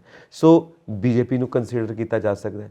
ਤੁਹਾਡੀ ਗੱਲ ਬਿਲਕੁਲ ਠੀਕ ਹੈ ਕਿ ਸ਼੍ਰੋਮਣੀ ਅਕਾਲੀ ਦਲ ਦੇ ਅੰਦਰ ਜਿਹੜੀ ਇਹ ਏਕਤਾ ਸੀ ਉਹ ਟੁੱਟ ਚੁੱਕੀ ਹੈ, ਔਰ ਜਿਹੜੇ ਬਾਹਰ ਬੈਠੇ ਨੇ ਇਸ ਫੁੱਟ ਦਾ ਫਾਇਦਾ ਉਠਾਉਣ ਵਾਲੀਆਂ ਪਾਰਟੀਆਂ ਬੈਠੀਆਂ ਨੇ ਉਹ ਬਿਲਕੁਲ ਤਿਆਰ ਬੈਠੀਆਂ ਨੇ, ਕਿਉਂਕਿ ਪਹਿਲਾਂ ਸੁਨੀਲ ਜਾਖੜ ਵੀ ਗਏ, ਕੈਪਟਨ ਸਾਹਿਬ ਵੀ ਗਏ, ਹੁਣ ਜੇ ਬੀਬੀ ਜਾਗੀਰ ਕੌਰ ਵੀ ਜਾਂਦੇ ਨੇ ਤਾਂ ਉਹਨਾਂ ਕੋਲ ਇੱਕ ਵੱਡਾ ਚਿਹਰਾ ਆ ਜਾਏਗਾ। ਔਰ ਇਹ ਗਰੁੱਪ ਜੋ ਹੈ ਸ਼੍ਰੋਮਣੀ ਅਕਾਲੀ ਦਲ, ਇਹਦੇ ਵਾਸਤੇ ਲੋਕਾਂ ਦੇ ਦਿਲਾਂ ਦੇ ਵਿੱਚ ਨਾ ਹੁਣ ਉਹ ਸਥਾਨ ਨਹੀਂ ਰਹਿ ਗਿਆ। ਇਹ ਗਰੁੱਪ, ਇਹ ਪਾਰਟੀ ਲੋਕਾਂ ਦੀ ਸੋਚ ਦਾ ਉੱਦਾਂ ਹਿੱਸਾ ਨਹੀਂ ਰਹਿ ਗਈ ਜਿਵੇਂ ਪਹਿਲਾਂ ਹੁੰਦੀ ਸੀ, ਕਿਉਂਕਿ ਵਿਸ਼ਵਾਸ ਟੁੱਟ ਗਿਆ ਹੈ ਔਰ ਅਸੀਂ ਨਤੀਜੇ ਦੇਖ ਚੁੱਕੇ ਹਾਂ। ਇਹ ਮੁੜ ਤੋਂ ਇਹ ਚੀਜ਼ਾਂ ਕਾਇਮ ਕਰਨੀਆਂ ਬੜੀਆਂ ਮੁਸ਼ਕਿਲ ਨੇ। ਇੱਕ ਹੋਰ ਇਹਦੇ 'ਚ ਹੈਗੀ ਗੱਲ ਕਿ ਜਿਸ 'ਚ ਜਿਹੜੇ ਇਹਨਾਂ ਦੇ ਪੁਰਾਣੇ ਸਿਆਸੀ ਨੇਤਾ ਸੀਗੇ, ਸਿਆਸਤਦਾਨ ਸੀਗੇ, ਜਿਹੜੇ ਟਕਸਾਲੀ ਸੰਯੁਕਤ ਅਕਾਲੀ ਦਲ ਬਣਾਇਆ ਉਹਨਾਂ ਨੇ, ਉਹ 'ਚ ਸੁਖਦੇਵ ਸਿੰਘ ਢੀਂਡਸਾ ਜੀ ਹਨ, ਰਣਜੀਤ ਸਿੰਘ ਬ੍ਰਹਮਪੁਰਾ ਜੀ ਆ, ਉਹਦੇ 'ਚ ਸੇਵਾ ਸਿੰਘ ਸੇਖਵਾਂ ਜੀ ਸੀ, ਉਹ ਉਹਨਾਂ ਦੀ ਤਾਂ ਡੈਥ ਹੋ ਗਈ, ਉਹ ਨਹੀਂ ਹੈ ਇਸ ਦੁਨੀਆ 'ਤੇ। ਔਰ ਉਹਦੇ ਨਾਲ ਹੋਰ ਵੱਡੇ ਨੇਤਾ ਜਿਹੜੇ ਆ ਉਹ ਇੱਕ ਵੱਡੇ ਗਰੁੱਪ 'ਚ ਆ ਗਏ ਆ।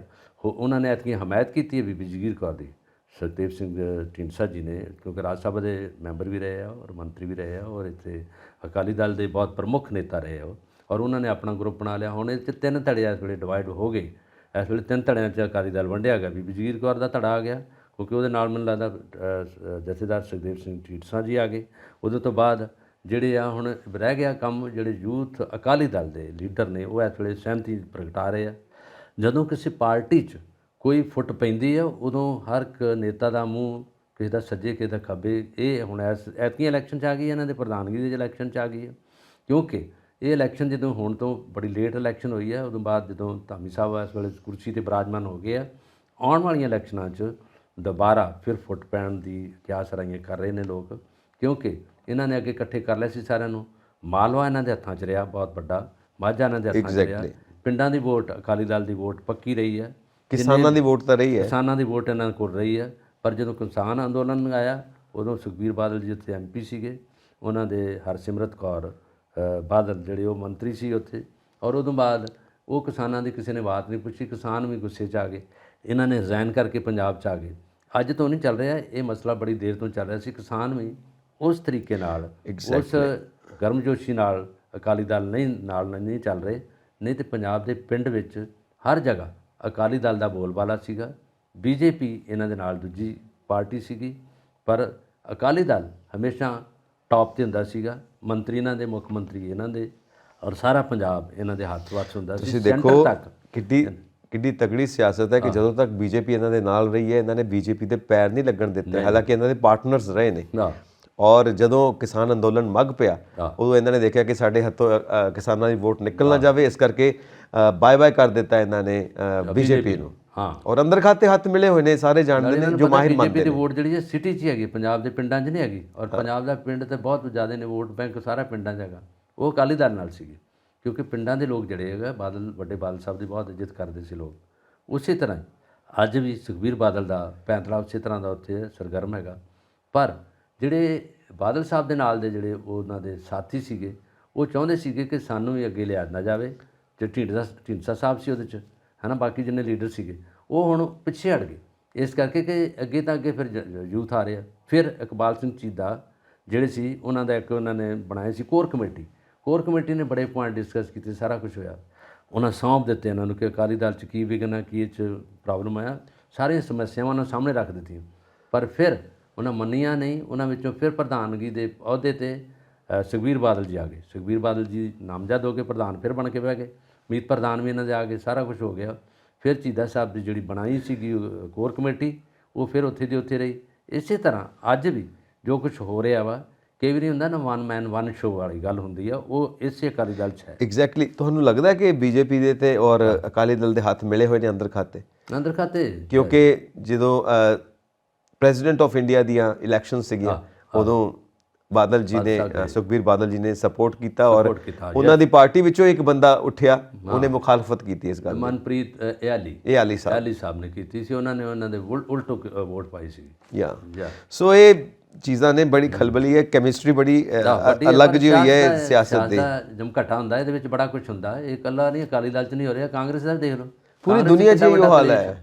ਉਹਨਾਂ ਅਕਾਲੀ ਦਲ 'ਚ ਨਹੀਂ ਮੇਰਾ ਖਿਆਲ ਹੋਊਗਾ। ਇਹ ਸਾਡੇ ਸੂਝਵਾਨ ਜਾਣਦੇ ਨੇ, ਪੱਤਰਕਾਰ ਵੀ ਜਾਣਦੇ ਆ, ਜਨ ਸਾਰੇ ਜਾਣਦੇ ਆ, ਕਿਉਂਕਿ ਅਕਾਲੀ ਦਲ ਤੋਂ ਇਲਾਵਾ ਕਾਂਗਰਸ 'ਚ ਕੀ ਕੁਛ ਹੋ ਗਿਆ, ਕਿੱਥੋਂ ਦਾ ਦੇਖੋ, ਕੈਪਟਨ ਸਾਹਿਬ ਤੋਂ ਲੈ ਕੇ ਜਾਖੜ ਜੀ ਆ ਗਏ, ਨਵਜੋਤ ਸਿੱਧੂ ਜੀ ਆ ਗਏ, ਚੰਨੀ ਜੀ ਆ ਗਏ, ਕੌਣ ਕਿੱਧਰ ਗਿਆ, ਔਰ ਸਾਰੇ ਰਲ ਕੇ ਬੀਜੇਪੀ ਵੱਲ ਨੂੰ ਚਲੇ ਗਏ ਔਰ ਬੀਜੇਪੀ ਦੇ ਵਿੱਚੋਂ ਫਿਰ ਪਦਵੀਆਂ ਲੈਣ ਲਈ, ਗੱਦੀਆਂ ਲੈਣ ਲਈ ਉੱਥੇ ਜਾ ਵੜੇ। ਐਗਜ਼ੈਕਟਲੀ ਗੱਲ ਅਕਾਲੀ ਦਲ 'ਚ ਵੀ ਹੈ। ਜਿਵੇਂ ਮੈਂ ਲਾਸਟ ਟਾਈਮ ਵੀ ਕਹਿ ਰਿਹਾ ਸੀ ਨਾ, ਈਸਟ ਔਰ West politicians are the same. Bus same. ਉਹ ਸਕੂਫ ਹੁੰਦਾ ਨਾ, ਜਿਵੇਂ ਕਹਿੰਦੇ ਨੇ ਜੁਗਾੜ ਜਿਹਾ ਫਿੱਟ ਕਰਨਾ, ਬਸ ਸਹੀ, ਉਹ ਚੀਜ਼ ਹਰ ਥਾਂ ਤੇ ਹੁੰਦੀ ਹੈ। ਜਦੋਂ ਤੁਸੀਂ ਕਹਿੰਦੇ ਵੀ ਉਦੋਂ ਆਉਂਦੇ ਵੋਟਾਂ ਮੰਗਣ ਦੇ, ਤੁਹਾਨੂੰ ਵੋਟਾਂ ਪਾ ਦਿਓ, ਤੁਹਾਡੀ ਸੇਵਾ ਕਰਨਗੇ। ਸੇਵਾ ਕਿੱਧਰ ਦੀ ਹੋ ਰਹੀ ਹੈ, ਇਹ ਪਾਰਟੀ ਨੂੰ ਪਤਾ ਹੁੰਦਾ, ਨੇਤਾ ਨੂੰ ਪਤਾ ਹੁੰਦਾ, ਅਧਿਕਾਰੀਆਂ ਨੂੰ ਪਤਾ ਹੁੰਦਾ। ਜੁਗਾੜ ਟੈਕਨੋਲੋਜੀ।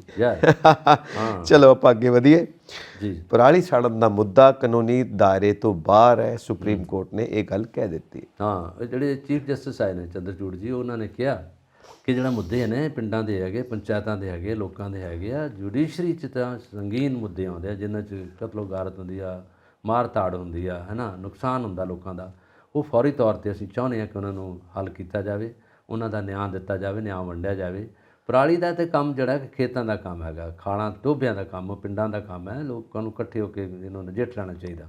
ਔਰ ਉਹਨਾਂ ਨੇ ਇਹ ਕਿਹਾ ਕਿ ਜਿੱਥੇ 'ਚ ਪ੍ਰਦੂਸ਼ਣ ਕੰਟਰੋਲ ਬੋਰਡ ਆ ਦਿੱਲੀ 'ਚ ਬੈਠਾ, ਉਹਨੂੰ ਵੀ ਪਤਾ ਹੋਣਾ ਚਾਹੀਦਾ ਕਿ ਕਿੱਥੇ ਕਿੱਥੇ ਕੀ ਹੋ ਰਿਹਾ, ਔਰ ਉਹਦੇ ਵਿੱਚੋਂ ਉਹਨਾਂ ਨੂੰ ਐਕਸ਼ਨ ਲੈਣਾ ਚਾਹੀਦਾ। ਪੰਜਾਬ ਦਾ ਕੰਟਰੋਲ ਬੋਰਡ ਵੀ ਹੈਗਾ, ਚੰਡੀਗੜ੍ਹ ਵਿੱਚ ਬੈਠੇ ਨੇ, ਔਰ ਜਿਹਦੇ ਵਿੱਚੋਂ ਹਰਿਆਣਾ, ਹਿਮਾਚਲ, ਔਰ ਹਿਮਾਚਲ 'ਚ ਇਹਨਾਂ ਝੋਨਾ ਨਹੀਂ ਹੁੰਦਾ, ਘੱਟ ਸਾੜਦੇ ਆ, ਔਰ ਪੰਜਾਬ ਟੌਪ 'ਤੇ ਹੈਗਾ, ਰਾਜਸਥਾਨ 'ਚ ਵੀ ਹੁੰਦਾ।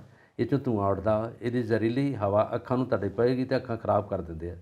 ਫਿਰ ਲੋਕ, ਬੱਚੇ ਵਿਚਾਰੇ ਤੜਫਦੇ ਆ, ਪਾਣੀ ਨਿਕਲਦਾ ਅੱਖਾਂ 'ਚੋਂ। ਖਾਸ ਤੌਰ 'ਤੇ ਇਹ ਵੀ ਹੁੰਦਾ ਪ੍ਰਦੂਸ਼ਣ, ਇਹ ਵੀ ਹੁੰਦਾ, ਇਹਦੇ ਨਾਲ ਬੁਖਾਰ ਵੀ ਹੁੰਦਾ ਬੱਚਿਆਂ ਨੂੰ, ਬੜਾ ਕੁਛ ਹੁੰਦਾ ਬਾਕਾਇਦਾ ਤੌਰ 'ਤੇ। ਇਹਦੇ ਵਿੱਚ ਜੇ ਇਹਦਾ ਕੋਈ ਹੱਲ ਲੱਭਿਆ ਜਾਵੇ, ਸਥਾਈ ਹੱਲ ਤੇ ਨਾ ਦੇ, ਅਸੀਂ ਕਿਸਾਨਾਂ ਦੇ ਸਿਰ 'ਤੇ ਸੁੱਟਿਆ ਜਾਵੇ ਕਿ ਤੁਹਾਨੂੰ ਅਸੀਂ, ਜਿੱਦਾਂ ਅੱਗੇ ਇਹਨਾਂ ਨੇ ਕਿਹਾ ਸੀ ਭਗਵੰਤ ਮਾਨ ਅਤੇ ਕੇਜਰੀਵਾਲ ਸਾਹਿਬ ਨੇ, ਅਤੇ ਸੈਂਟਰ ਨਾਲ ਮਿਲ ਕੇ ਅਸੀਂ ਕਰ ਰਹੇ ਹਾਂ ਹੱਲ ਨੂੰ, ਵੀ 500 ਅਸੀਂ ਪਾਉਣੇ, 500 ਤੁਸੀਂ ਪਾਓ, ਬਾਕੀ ਸੈਂਟਰ ਪਾਊਗਾ। ਸੈਂਟਰ ਵੀ ਪੱਲਾ ਝੜ ਗਿਆ ਕਿ ਇਹ ਅੜੇ ਰਹੇ ਦੋਨੇ, ਇਹਨਾਂ ਨੇ ਕਿਹਾ, ਉਦੋਂ ਬਾਅਦ ਇਹ ਕਿਸੇ ਪਾਸੇ ਨਹੀਂ ਲੱਗਾ।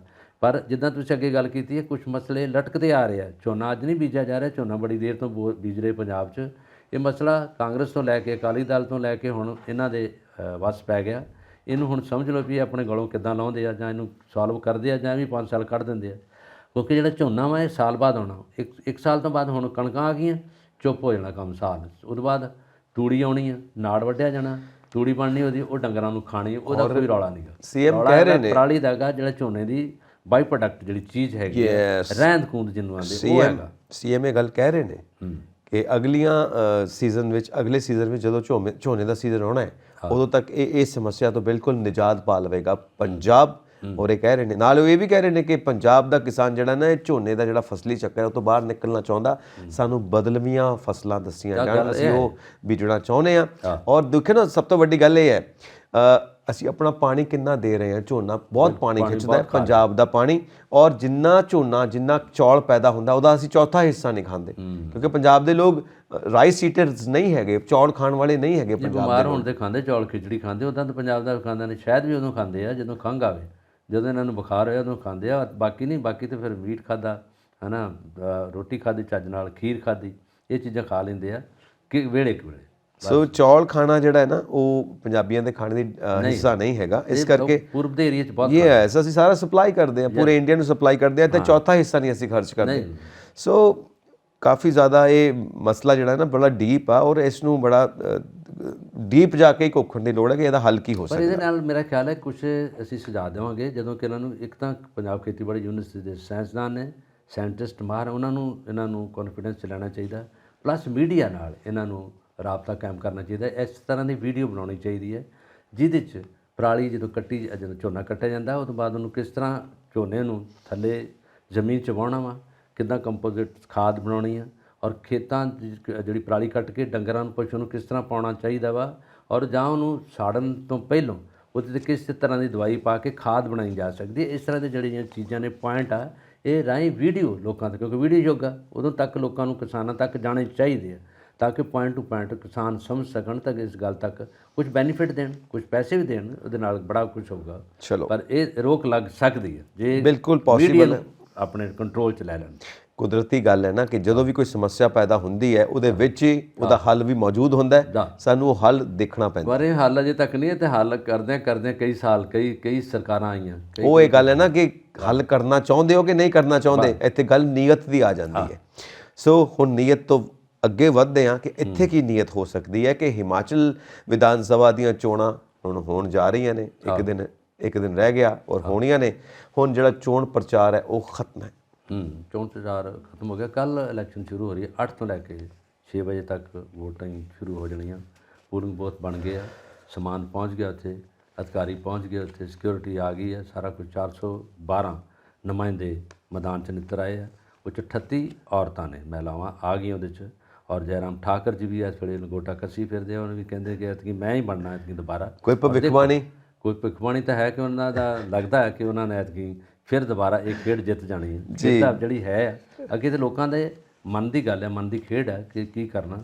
ਪਰ ਇਸ ਵੇਲੇ ਜੋ ਉਹਨਾਂ ਨੇ ਸਹੂਲਤਾਂ ਅਨਾਉਂਸ ਕਰਤੀਆਂ, ਜੋ ਡਬਲ ਇੰਜਣ ਦੀ ਜਿਹੜੀ ਬਾਕਾਇਦਗੀ ਦੱਸ ਦਿੱਤੀ ਆ, ਦਿੱਲੀ ਤੋਂ ਲੈ ਕੇ ਹਿਮਾਚਲ ਤੱਕ ਇੱਕ ਰੇਲਵੇ ਲਾਈਨ ਬਣ ਚੁੱਕੀ ਆ, ਉਹਦੇ 'ਚ ਇੰਜਣ ਇੱਕ ਪਿੱਛੇ ਇੱਕ ਅੱਗੇ ਚੱਲਣਾ।